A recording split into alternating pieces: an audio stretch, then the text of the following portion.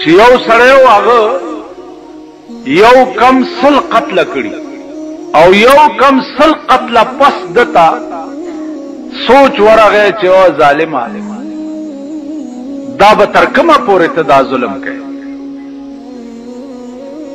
اراده وکړه چې توبه وباسه او چرته خلق پکار دی چې داغي په لاس باندې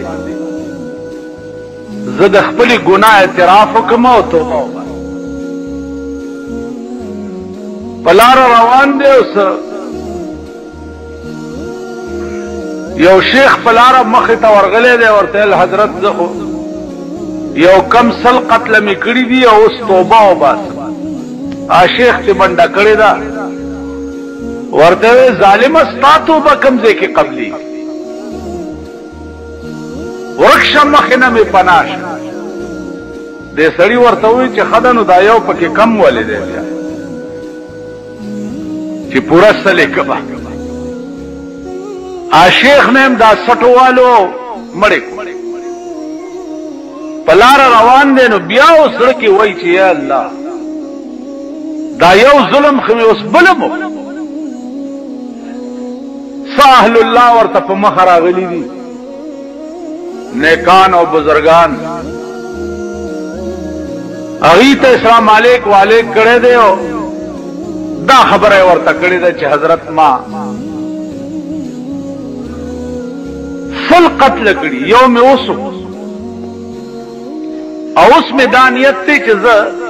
توبه وباسم هغوی ورته وویلې چې دا الله رحم او کرم چې دی هغه ډېر وسیع دی او ستا توبه به بالکل خدای قبوله کړي هغه بزرګانو چې دې سړي ورته وایي چې اوس مې اراده د توبې وکړه ویلې هغه مخامخ د نیکانو کلی دی دې ته ورشه او پاک خلق پکې اوسېږي هلته به توبه وباسي او خدای به یې قبوله کړي چې دی روان شو لاره کې وله مرګ راغی او ساعت قبض شو ساچې ته وطن د دا سینه د هغه نیکانو د کلی طرف تکړه چې خدای ته په پوهې چې ما خو اراده د توبې کړې اوس مخکې ته پوهېږه او ستا کار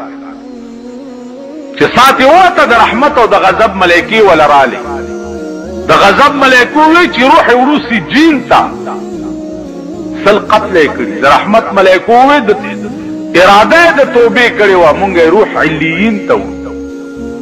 د دواړه قسمه ملایکو په جګړه شوه چې په جګړه شوه الله ثالثي وکړه منځ کې چې جګړه مه کوئ دا سړی وګورئ چې د کوم ځای نه را روان دی د قتلونو ځای تر هغه ځای هم لار ناپ کوي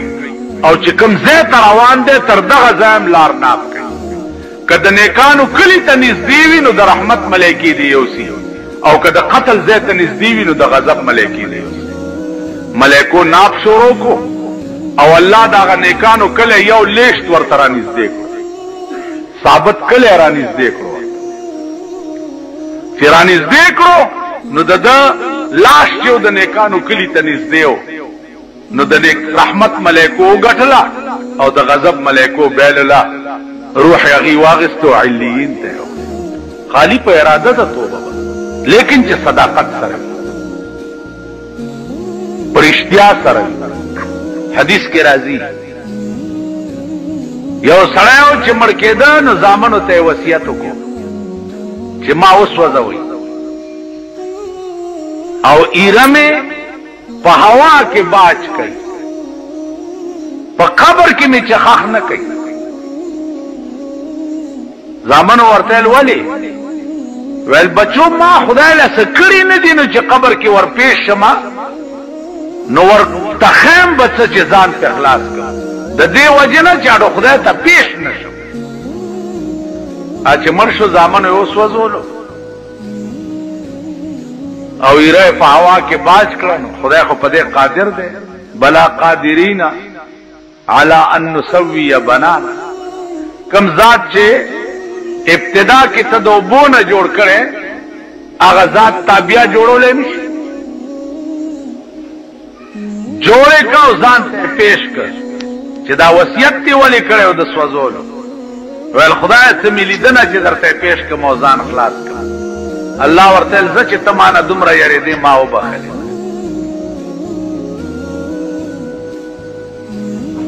نو عزیزانو بخنه خو